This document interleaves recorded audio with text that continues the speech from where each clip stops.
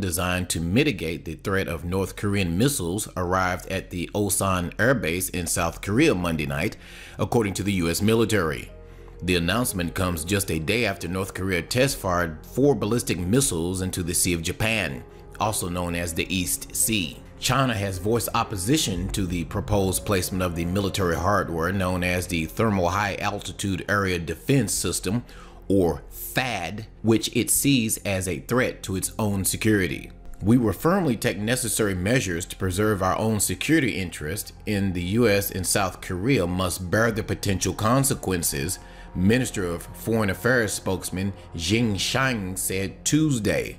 With North Korea upping the amount of missiles and nuclear tests last year, the U.S. and South Korea has publicly stressed the need to speed up the deployment of the technology. It's designed to shoot down incoming missiles that threaten civilian populations. You can compare this to shooting a bullet with another bullet in simple terms, experts say. Continued provocation actions by North Korea, to include yesterday's launch of multiple missiles, only confirm the prudence of our alliance decision last year to deploy THAAD to South Korea, Admiral Harry Harris, commander, U.S. Pacific Command, said in a news release. The decision to deploy THAAD in South Korea was made in July of last year, and U.S. President Donald Trump's administration has said it's committed to following through. U.S. Secretary of Defense James Mattis and South Korea Defense Secretary Han Min-koo spoke over the phone last week and agreed that THAAD should be deployed ASAP. China has long opposed the deployment of the defense system so close to its own borders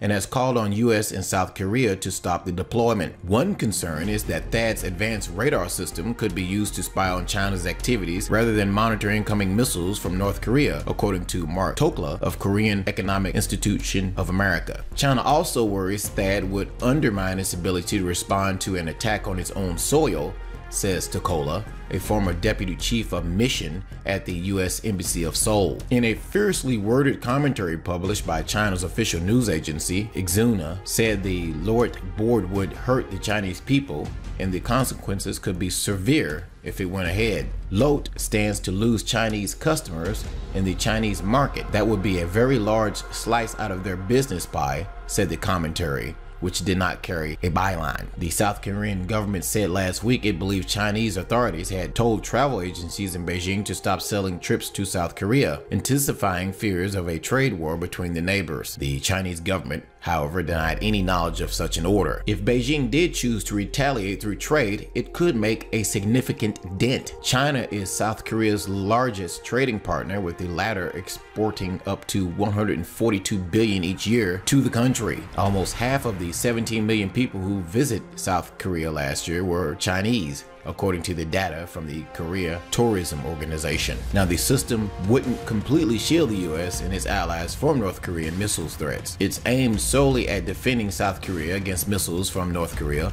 according to U.S. forces in Korea. The system could be overwhelmed if North Korea were to launch a series of missiles simultaneously, and it is not effective against submarine-launched ballistic missiles launched from south, east, or west, or lower South Korea, according to a report from North Korea Monitoring Group 38 North. THAAD can detect and track targets with a range of 1,000 kilometers, the report said, which means it may not stop a potential intercontinental ballistic missile, or ICBM. North Korea leader Kim Jong-un said in January that his country is in a final stages of developing an ICBM, which could reach the west coast of the United States, but President Trump vowed that it won't happen in a tweet prior to his inauguration. This whole situation with North Korea and China is escalating very rapidly. We could see a major regional war breaking out in that area within the next 6 months. What do you think? Are we headed to war with North Korea and China? Leave your comments below this video. Thanks for watching.